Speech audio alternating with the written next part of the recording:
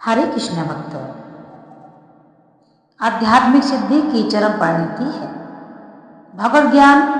जब तक कोई भगवान के विभिन्न ऐश्वर्य के प्रति आश्वस्त नहीं हो लेता, तब तक की भक्ति में नहीं लग सकता।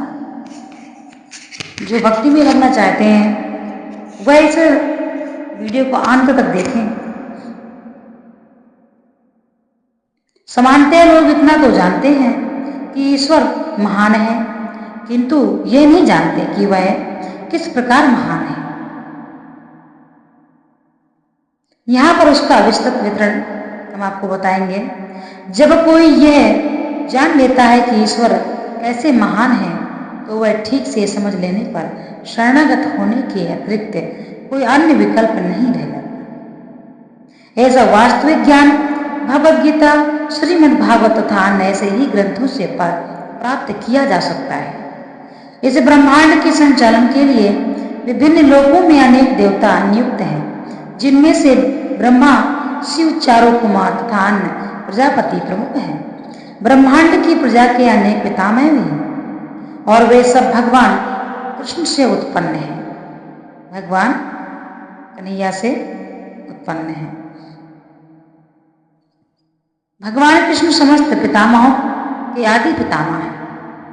ये रहे परमेश्वर के कुछ ऐश्वर्य। जब मनुष्य को इन पर अटूट विश्वास हो जाता है, तो वह अत्यंत श्रद्धा समेत तथा संशय रहित होकर कृष्ण को स्वीकार करता है और भक्ति करता है। भगवान की प्रेमा भक्ति में रुचि बढ़ाने के लिए ही इस विशिष्ट ज्ञान की आवश्यकता है। कृष्ण की महानता को समझने से में अपेक्षा भाव न बढ़ते, क्योंकि कृष्ण की महानता को जानने पर ही एक निष्ठ होकर भक्ति की जा सकती है। बहुत ही समझने का विषय है, समझिएगा। भगवान क्या कहते हैं?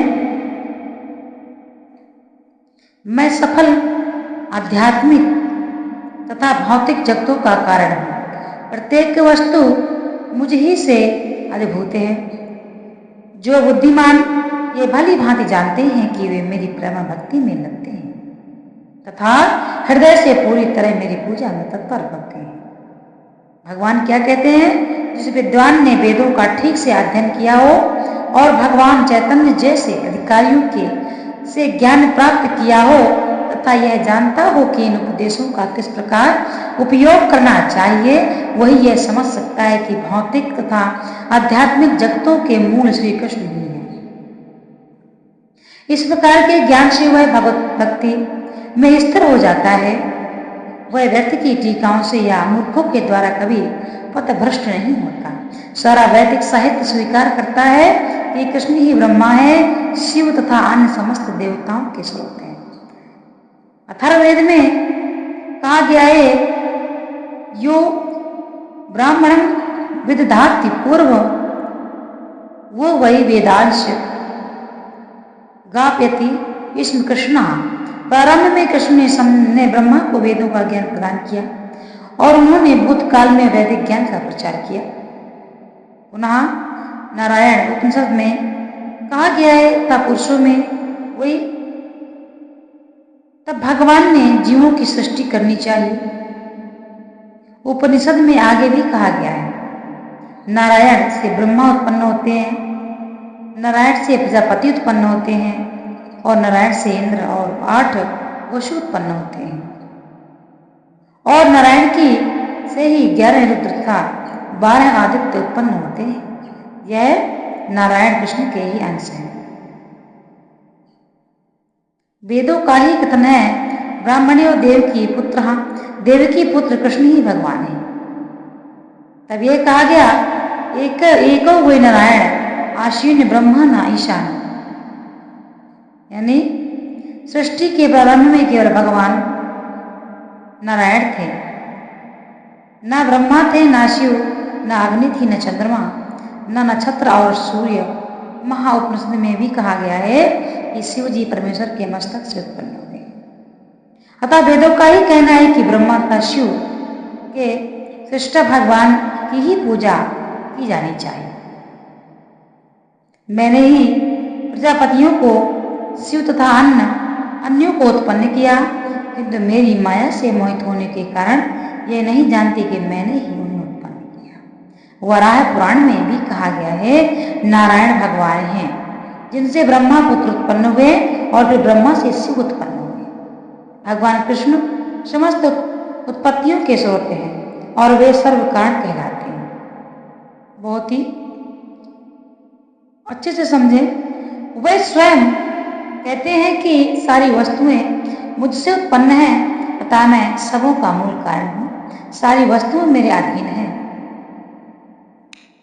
मेरे ऊपर कोई भी नहीं है।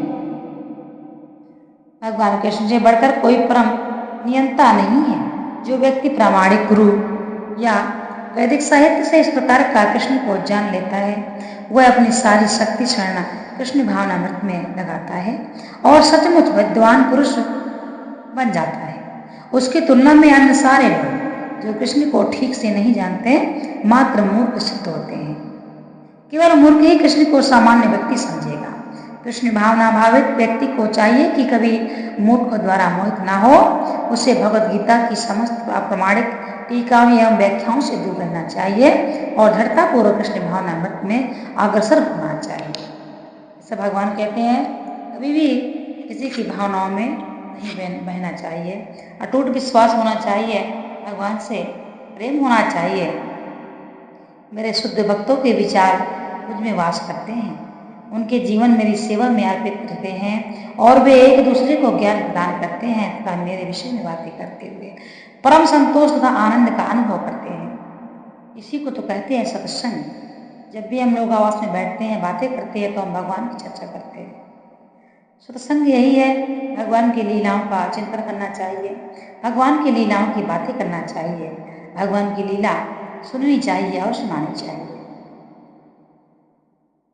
भक्ति की प्रारंभिक अवस्था में वे सेवा में ही दिव्य आनंद उठाते हैं और परिपक्व अवस्था में वे ईश्वर प्रेम को प्राप्त होते हैं। जब वे इस दिव्य स्थिति को प्राप्त कर लेते हैं, तब वे उस सर्वोच्च सिद्धि का स्वाद लेते हैं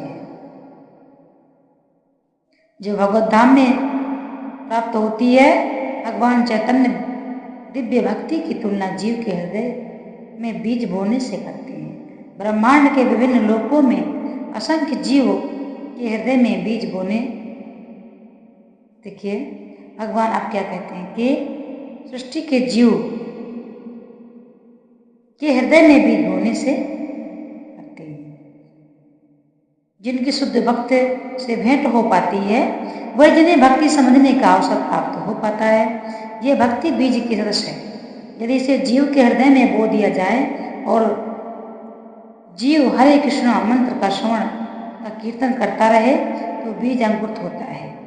जिस प्रकार की नियमता सींचते रहने से वृक्ष का बीज फलता है, भक्ति रूपी आध्यात्मिक पौधा क्रमशः बढ़ता रहता है जब तक यह ब्रह्मांड के आवरण को भेद कर ब्रह्म ज्योति में प्रवेश नहीं कर जाता। ब्रह्म ज्योति में यह भी पौधा तब तक बढ़ता जाता है जब तक उस उच्चतम लोक को नहीं प्राप्त कर लेता, जिसे गोलोक वृंदावन या कृष्ण का परम धाम कहते हैं। अंतलोकत्वा यह पौधा भगवान के चरण कमलों की शरण पर प्राप्त कर वही विश्राम पाता है।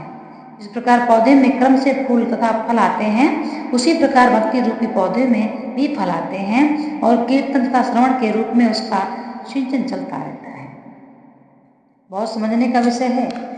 हमको किस प्रकार से मोक्ष प्राप्त हो सकता है, भगवान की शरण मिल सकती है, यह भगवान हमें स्वयं बता रहे हैं।